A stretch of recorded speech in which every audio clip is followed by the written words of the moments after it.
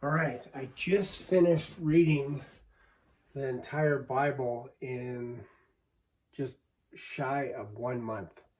Took me, 28 days. But this is the basic reading schedule that I had in order to get through the entire book in 1 month. And I find if you do it this way, this will actually make it a little bit more interesting. Also, before I jump into things, I take notes as well, and I keep track of the books that I'm actually reading. I will actually check off, if like, for example, on November 17th, I was in Exodus, Mark, and then 1st, 2nd Corinthians. So I would just check off the books as I finished it in that day. If I didn't finish it in that day, I would carry it over to the next day. But maybe I'll make a note about that in another video. So because I've finished this, I purchased another notebook because I really like these ones. And this is going to be my 4th pass through the Bible. So what I plan on doing is making it as crystal clear, my reading schedule, so that I could share with people as well how it worked out and all this kind of stuff. So the more times you do it, the easier it gets. So I laid out, this is my 3rd reading of the Bible. This is basically what I did in a nutshell. I started in Genesis to the end of Joshua. Then I jumped over to Acts and read all the way to the end of Hebrews. And then back to Judges. So I flop between Old Testament, New Testament, Old Testament, New Testament, but I do it in chunks. So I go Judges all the way to the end of 2nd Chronicles, and that basically takes care of all the kingship. From the Judges until the point where they reject God and they want their own king, all the way to the end of 2nd Chronicles, to the carrying away of the 12 tribes of Israel into by the Assyrian army and also the Babylonian army. Then I jump back into Matthew, into the New Testament. I'll do Matthew, Mark, Luke, and John. So you can get a good snapshot of who Jesus Christ is.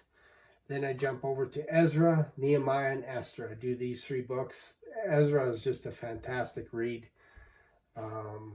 It's an easy read, because you've consumed a lot of information here, so we go easy by going into this. This is basically coming back from Babylon and rebuilding Jerusalem and all this kind of stuff, the temple, etc.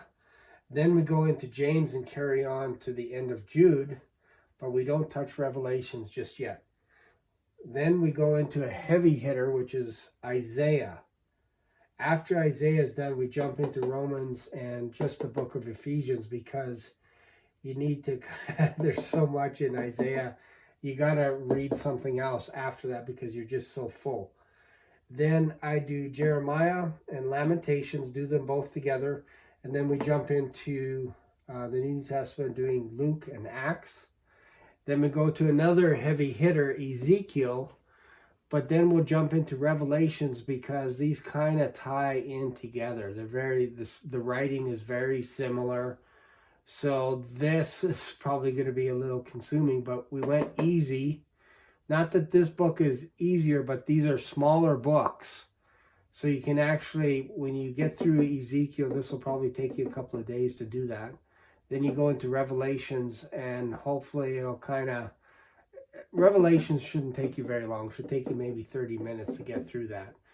Then you do Daniel, a little bit of a light read, finishing off with Jonah, because these books are all small. Then we go and read Matthew and Mark, not all the way to Mark. This is actually, you can pick Matthew or Mark, just to focus on the Gospels. And then you jump over to Micah, all the way to the end of Malachi. And then really all you have left now is the writings, or the poetry, I should say, like Job, Psalms, Proverbs, and Ecclesiastes, all the way to Song of Solomon. So I break that up. So once you're done Malachi, you jump back into Acts. You just go Acts and Romans. That's it. and then go into the book of Job, because that one's a heavy hitter. Probably take you about an hour, hour and a half, or maybe 2 days, depending how fast you are. And then 1st and 2nd Corinthians, just a little bit of a light read. You could finish that inside an hour. And then you jump over to Psalms. This could take you a couple of days, 2-3 days to do this. And then Ecclesiastes, and you're done. The entire Bible. You're almost going to cycle through the New Testament, basically a 2-to-1 ratio. You have to kind of go back and forth. You have to. It's pretty tough to go all the way from Genesis all the way to the end of Malachi. You're going to get burned out. So you have to jump into the New Testament. And if you do it this way, the New Testament will come to life as well. You'll start seeing things as well. So hopefully that helps. Hopefully you get a kick out of this. Tomorrow I will be starting my 4th pass in the last 10 months. I started in February, so now this will be starting my 4th. I don't know if I'll be able to get it finished by the end of December. It'll most likely carry over into January. Like, if you think about it, it's crazy reading the whole Bible inside of 1 month.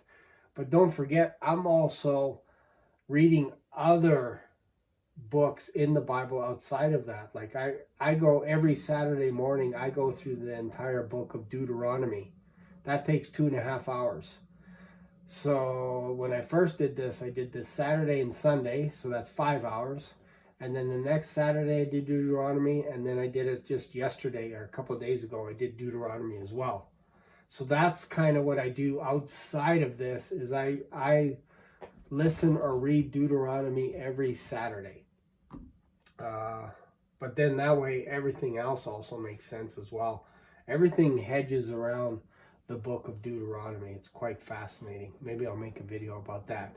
But hopefully this helps. Hopefully this inspires you to dive through this. And I'll talk to you later.